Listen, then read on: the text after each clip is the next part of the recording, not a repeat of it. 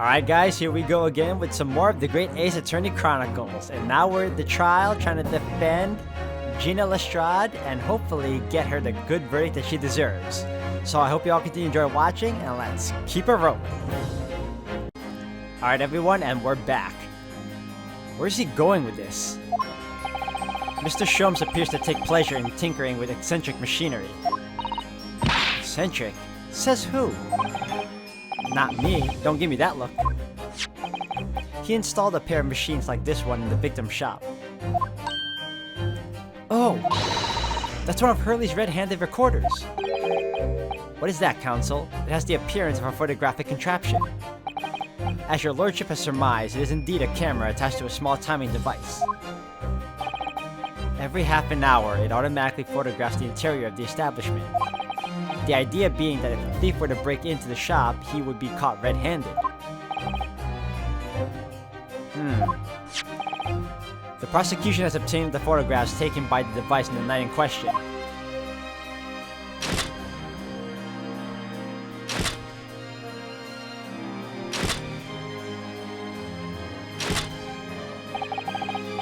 As the court will observe, copious identical prints are produced in quite desultory fashion. Rather prodigal, I feel. In fact, there are 2 such devices in the victim's shop, my lord. If I may refer the court to the plan of the premises, their respective positions are here and here. You say these cameras produce a print every half hour. I'm afraid I fail to see how that would help if the anticipated thief conducted his activities in one of the many 30-minute intervals. One can only pray that the would-be criminal lingers, my lord. On the night in question, the witnesses currently in the stand were not caught on camera. That's a bit of freer tuck, eh, bruv? Lady Luck loves the sculptor. Witnesses, at what time did your trespassing begin? Must have been just after 1, right, bruv? Must have been, Nash, must have been. Yeah, just gone 1. In which case, minutes before these brothers entered the establishment. What scene might we expect to see within the shop? Let us examine the evidence. Good lord! It's the defendant, Miss Gina Lestrade.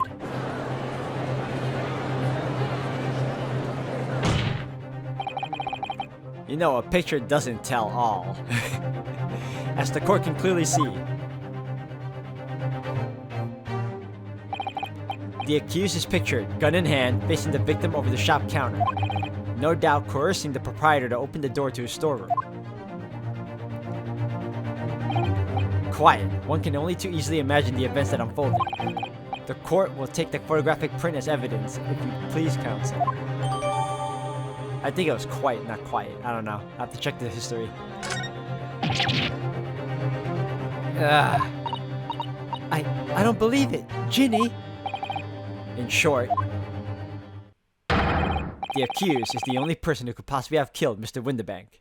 Alright, guy. You're jumping to conclusions again. Let's take it slow.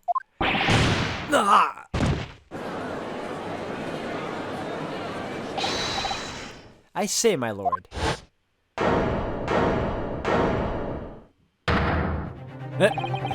Wonder if I might put in a word at this point. Go ahead, Mr. Foreman. Took a bally bullet to the knee in the Battle of Maiwan in 1880, don't you know? Decorated for it all and all that, but forced to retire from service, sadly. Of course, a medal can never outshine the exploits of chaps like us in the battlefield. Yes, Mr. Foreman, and what exactly is your point? Carried on the battle after retirement, you see. The battle of daily life, if you like. And here I am now, leading this small squadron. 6 men, all good and true. And we'll all go down together, you mark my words. One for all, and all for one.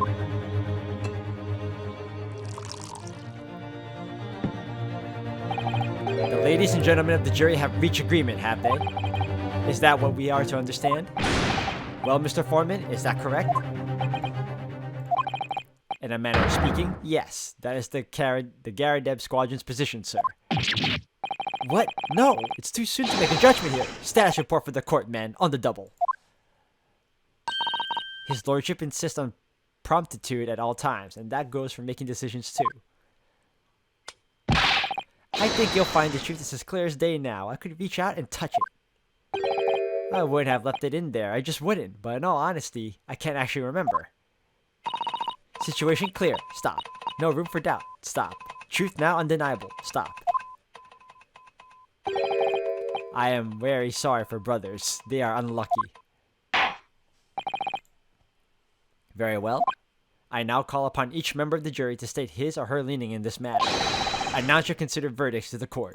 Guilty. Guilty. Guilty.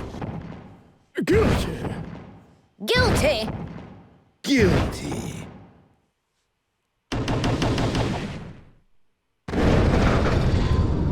Alright guys, that's just not fair. Come on. It does indeed appear that the jury is unanimous in its leaning already. That photograph. It must be the definitive evidence that Gregson mentioned. But Jeannie didn't shoot him. No, of course not. My lord, the defense wishes to assert its right to a summation examination. Very well, the court grants permission. So, you refuse to admit defeat again. How unsurprising. We shall proceed immediately with the summation examination. Mr. Foreman, are all members of the jury ready? Abso-bally-loo, sir. Always ready for action, my chaps. Very good. Ladies and gentlemen of the jury, you'll each explain on what grounds you have determined the defendant to be guilty.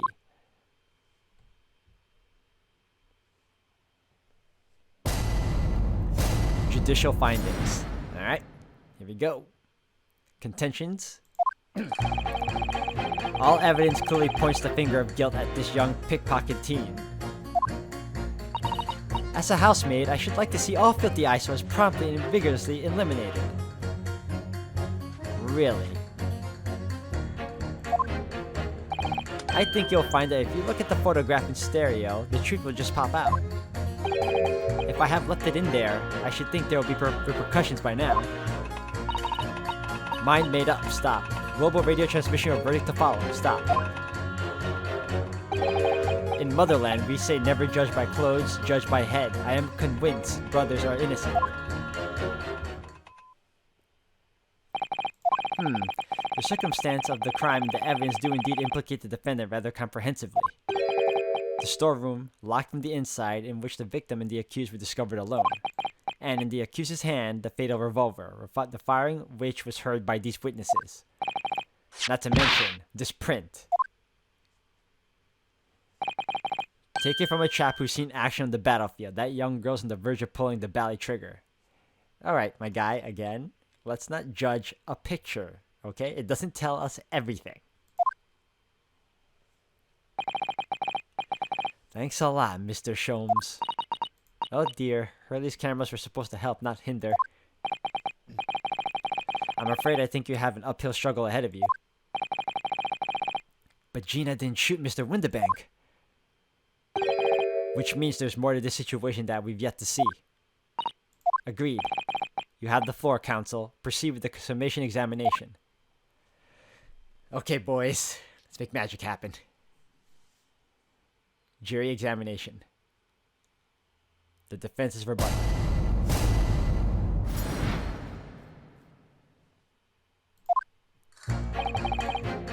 All evidence clearly points the finger of guilt at this young pickpocketeen. As a housemaid, I should like to see all filthy eyesores promptly and rigorously eliminated. Why would you want that? Hold it! Polishing the bench, I see, again. A maid's work is never done. Not a blemish must remain. What exactly do you mean by filthy eyesores? On my way to the market for his lordship, I have to pass through the East End. The place is full of beggars, pick-pursers, and crossmen, the scum of the earth. A little harsh, perhaps. Let me be plain. If it were up to me, all those all those back slums would be made spick and span or eradicated. At least we have people like the great detective working to achieve these important goals. You're referring to Mr. Herlock Sholmes? That's right. I like to keep abreast of his exploits by reading Rant's magazine in between my duties. He does wonders, cleaning up London streets. In my opinion, he should be declared an honorary maid of the capital. Mr. Sholmes, a maid? It's really quite unforgivable. Gutter scum having the audacity to shoot our very greatest detective. Minor detail. It was the two brothers in the stand who shot Mr. Sholmes, not the defendant. A minor detail indeed. They're all gutter scum as far as I'm concerned. Well, it just might be an idea to get our facts straight anyway. Yes, alright. I shall amend my statement. These brothers are scum of the earth. They should swing for shooting the great detective. Okay. Alright. I think you'll find that if you look at the photograph in the stereo, the truth will just pop out. If I have left it in there, I should think there will be repercussions by now. Mind made up, stop. Global radio transmission of the verdict to follow, stop. In Motherland, we say never judge by clothes, judge by head. I am convinced brothers are innocent. No, wait. Hold on. I'm gonna... Let's Alright. Those brothers are scum of the earth. They should swing for shooting the great detective. In Motherland, we say judge by clothes, judge by head. I am convinced the brothers are innocent. Yep, that's what I figured. Make magic happen. Objection!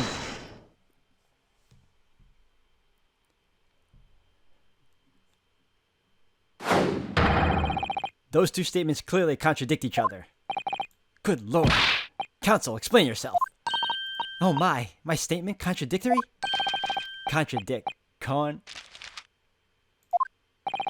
Juror number 6, you've got the wrong end of the stick. I do not have a stick, I have mouse. As juror number 2 said earlier, when the Skulkin brothers fled the scene of the night in question, they fired a shot from their revolver. Yes, they shot poor Mr. Sholmes in the abdomen, I understand. Surely you're not going to tell the court now that you didn't hear. Abdomen. Sir? Sorry. My English is still learning. You are telling the court you didn't hear? Forgive me, I did not hear. Here's the word, abdomen. Part of a person's body containing stomach and other vital organs. If this is what you mean, you should say in plain English, I am Russian, not native speaker. Who thought it was a good idea to let this man be on the jury again? So, you are telling me these brothers who look like criminals were lying? They said before we never done nothing, but truth is they shot detective. This is double negative. Yes, that's exactly right. Lying is wrong, especially when lie is said by a person who looks like criminal. Coming from you, that seems surprisingly prejudiced. This means, when they said we never took nothing, maybe it was also a big fat lie. Is this true? Well, according to the police report, no stolen goods were found, so... Enough! I trust no one now! It's not the mouse's fault though, sir. I must see with own eyes. I must investigate crime scene myself. I'm afraid that won't... Yes, it is, Bruno. Easily. Sorry? With the prints from Hurley's red-handed recorder. If you compare the print that pictures Ginny and the next print from half an hour later, you'll be able to see straight away if anything was taken or not. Cooey, Mr. Prosecutor. Tut, calling on the prosecution in the middle of a summation examination of all times. The print showing the accused threatening the victim after she broke into the shop is this one. Following this, the victim and the accused moved into the storeroom. Meanwhile, the Skulkin brothers entered the shop and summarily heard the fatal gunshot ring out. Sadly, none of these events were captured on film. Because if it was, we wouldn't be in this situation now. This is the print produced by the camera half an hour later after the brothers' flight.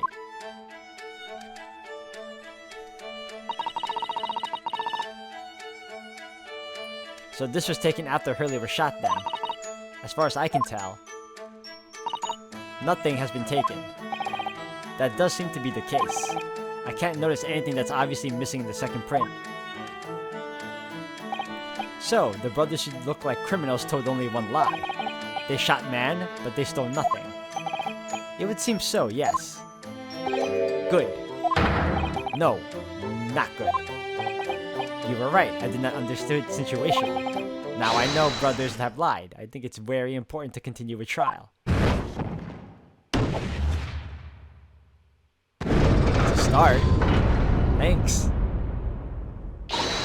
Yay! Well done, Runo. The balance is shifting. Well, it's a start, I suppose.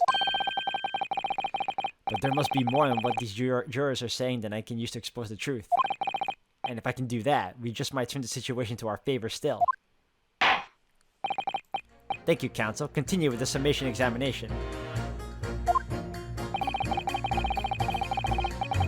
And kindly hand that new photographic print to the bailiff to be filed as evidence. Post-shooting photograph has been entered. Another print in the court record. I wonder if we can make use of that. Okay, in Lake of Lies are many dead fish. We must find truth, therefore I say not guilty verdict. If I can't change the minds of more than half of these 6 jurors, the trial will be over. But we know that Ginny would never shoot anyone. Yes, so we need to find contradictions in what these jurors are saying and pit them against each other. I must be ready to go to whatever lengths I have to convince them of Gina's innocence. Alright, all the evidence. These brothers are the scum of the earth. I think you'll find if you look at the photograph in stereo, the truth will just pop out. If I have left it in there, I should think there'll be repercussions by now. Mind made up, stop. Global radio transmission of verdict, follow, stop. Can you be a little more detailed? I would appreciate that very much, miss. Hold it! Sorry, radio transmission? What do you mean? Are you from the Far East? Stop. Yes, from the Empire of Japan. All communication with Far Eastern nations used to take place by mail. Royal Mail steamers take more than a month to complete the journey. Ah, but now we have the electric telegram, so we can send messages using electrical signals. Thousands of miles of cables have been laid along the ocean beds, connecting the entire world. Thousands of miles of cable? On the ocean bed? Makes my head hurt just thinking about it. You are well informed, young lady. But cables will soon become a thing of the past. Stop. And just when I was starting to catch up. Video transmission is the future. Stop. Messages carried over airwaves to 4 corners of the globe. Stop. Excitement growing. Stop. Atmosphere, electric. Stop. Right. Try not to wear out your fingers. Era of wireless telegraphy. Stop. Driving technological revolution. Stop. And people say inventions like the stereoscope are a height of technology. What utter pile. I can't understand it. I really can't. They're just silly. What the heck happened here? Hold on a second. Nope. Hold on. What was the other one?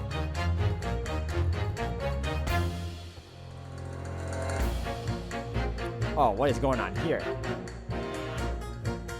Excuse me! Juror number 3. Sorry to interrupt when you're obviously fuming, but... What? Do you perhaps have something to say about juror number 5's last remark? As if I couldn't guess. Oh, you bet I do. Say that again. Go on. I dare you. Goodness, are you talking to me? I think he just might be, yes. You think stereoscopes are just toys, do you, huh? Absolutely. I mean, really, a machine to view photographs in 3 dimensions? Why on earth would you not just use your eyes to look at the world around you? It's all 3-dimensional. What a great way to appease the man. No, I'm sorry. Stereoscopes are of no practical use at all. You just don't know. Pardon? I think you'll find that viewing a photograph through a stereoscope can unlock all sorts of possibilities. I'm obviously going to have to demonstrate. What sort of possibilities? Well, take a crime scene for example. If you had a pair of photographs from the crime scene that you could view through a stereoscope, it could reveal hidden clues you've never noticed before. What? Have you got any, Bruno? Any prints we could look at with a stereoscope? Yes. How about this print here? It should do the trick, I think. Alright, let me see.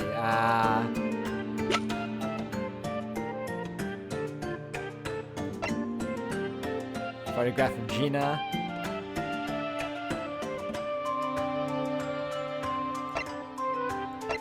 Alright, let's go with this one then.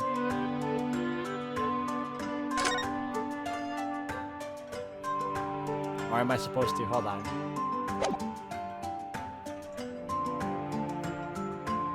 Yeah, R. Sorry. Take that! Alright then, juror number 3. Are you saying you can do this with any 2 suitable photographic prints? Of course I can.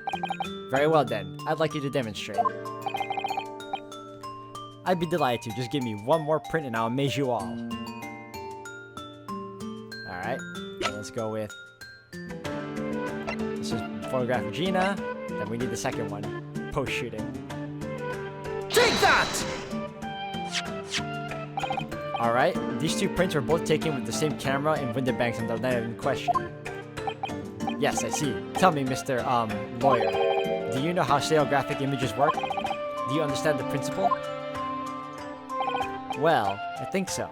I did have a lesson only yesterday.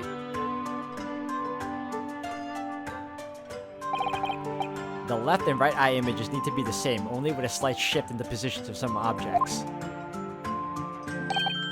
Then, when your brain merges the 2 images together inside your head, it notices the shift as if it were deaf. Yes, exactly. It's that small shift between certain objects in the 2 pictures that's really important. So, what happens if you use the 2 photographs that are exactly the same then? No, obviously that wouldn't work at all. Not for seeing the scene 3-dimensionally anyway. Oh! Of course, now I see. Ah, I think the young girl has discovered the secret. I have! Can you uncross your eyes before you tell me? Have another look at these 2 pictures from Hurley's camera, Runo. Go on.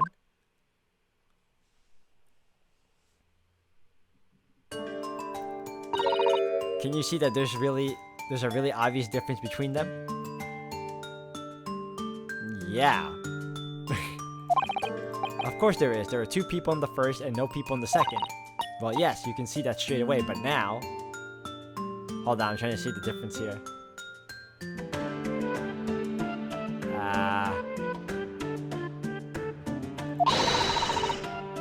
Oh, yeah, try looking at the pictures in 3 dimensions. Like, if you notice, the lamp here is full, and this one here is broken. Or is it shrunk? I don't know if it's broken or shrunk. I'm trying to see what else is missing here. Or what's different. Alright, let's keep going. Alright, I'll give it a go. So to start with, you have to cross your eyes and then try to make the 2 pictures overlap exactly. Let's see if by crossing my eyes I can make the quill pens from each picture overlap in the middle. Wait. Well, did you manage to see it properly, Runo?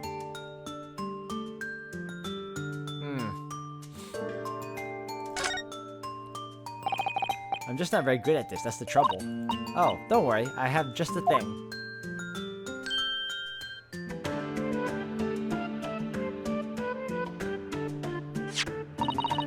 I happen to bring with me a portable stereoscope. I know I mentioned this yesterday, but if you've had that contraption with you from the onset, you could have saved me staring at Mr. Winterbank and Gina like I hate them all the time. And if you remember, I said in reply that it's much more satisfying to be able to see the effect with your own eyes. Anyway, why don't we try using this helpful little aid now? Here goes.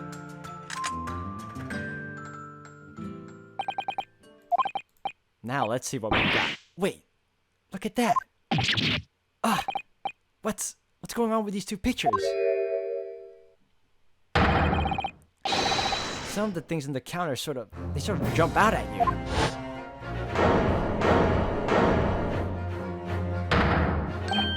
Yes, that's it, you see. That's the other amazing power of stereoscopes. Other amazing power? Is someone going to explain this black magic, huh? Why did Deuce do some of the things on the counter seem to jump out at you like that, huh? I think you'll find that if you consider the basic principle of the stereoscope, you'll answer your own question. Basic principles of the stereoscope? As I said before, if you try to look at two identical pictures using a stereoscope, it won't work at all. It's the slight shift in the positions of certain objects that lets you see pictures three-dimensionally. In other words, even though at first glance it seems the objects on the counter haven't moved at all between the two pictures, this shows that actually there must have been a slight shift in their positions. Yes, there must have been. Now hold fire there, sir. Got a reasonable grasp of this whole cross-eyed business now, I'd say. But why the devil does this shift between the two prints exist in the first place? Well, what's the answer, fellow? Come on, you're the cross-eyed master. What? Me? I haven't the first idea. You know, Bruno, it's quite simple. It is? Just think it through, step by step. The first photograph was taken at 1 a.m. Then, 30 minutes later, the second photograph was taken, but the positions of some items on the counter appears to have shifted slightly in the interim. So that means that sometime in the half-hour interval, someone must have tampered with the things on the counter. Zookers! Someone tampered? New information, stop. Not mentioned in testimony so far, stop. Yes, we've had to go around in circles a little here, it seems. But I'm starting to see what I should be aiming at in this summation examination now. Ladies and gentlemen, the question now is clear. We know the items on the countertop were moved, but by whom? Are you suggesting you might know? Of course. I can tell you right now who is responsible for the almost imperceptible shift in the items on the counter.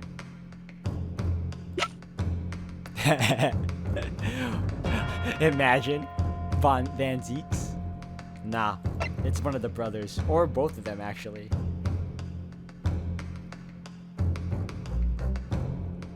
Take that! It was the witnesses currently in the stand, the Skulkin brothers. Wait, this does not agree with what brothers said in testimony before. They said they did not even have time to pull Dukes from Lucy Lockets. My phrasebook says Dukes is meaning hands and Lucy Lockets meaning pockets. But is this another lie? Is this what you are saying?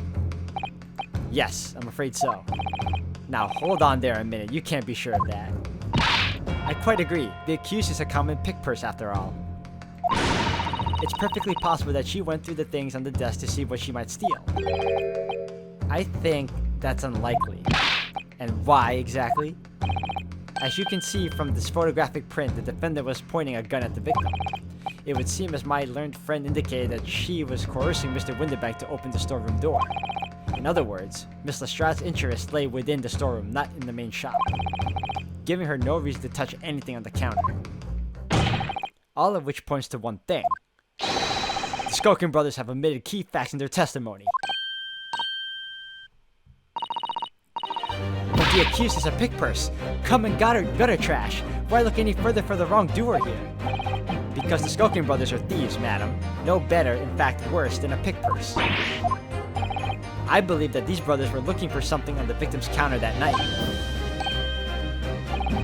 Ladies and gentlemen of the jury, if you would condemn the defendant on the grounds that she's a pickpocket, would it not at least be right and proper to thoroughly scrutinize testimony given against her by two thieves? Well said. I, for one, would like to hear more from that shady pair. Oh yes! And he used his head. Can you all see now? I think you'll find stereoscopes aren't playthings. You've seen their extraordinary potential firsthand. Uh-oh. I'm bringing it back, baby. Wholeheartedly agree. Stop. Must purchase after trial. Stop. Will return home via Regent Street. Stop.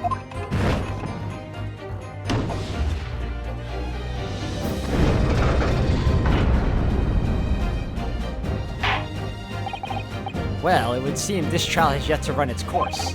The ladies and gentlemen of the jury have declared their inclinations via the mighty scales of justice. I hereby call the summation examination to conclusion with the balance altered in the defendant's favor. 2 lean to guilty, 4 lean to not. Accordingly, the jury is without consensus. And I order this trial to continue. Yay, well done! Oh, by the way. What?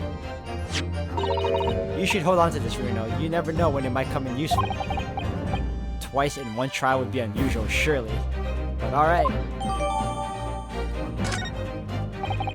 Lord Van Zeeks, you will instruct the witnesses that the court demands additional testimony from them. Ah, here we go. He's gonna throw it, isn't he? I'm sure it won't spoil the bouquet to do so, my lord.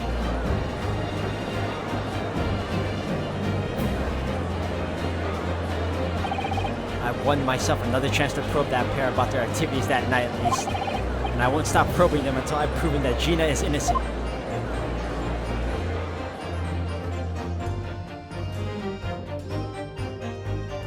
Alright guys, that was fantastic. I'm going to end the video here for the day. And then when we come back, we're going to continue this trial.